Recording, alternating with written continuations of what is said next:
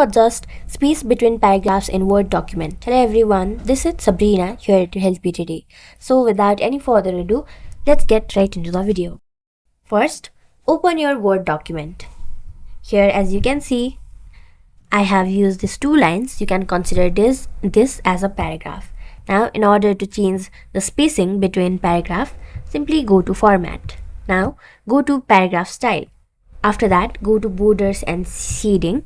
You can change your border like this. Simply go to Apply. But if you do not want this kind of lining but still want to change the paragraph spacing, go to Line and Paragraph Spacing, and then from here you will be able to find Add Space After Paragraph.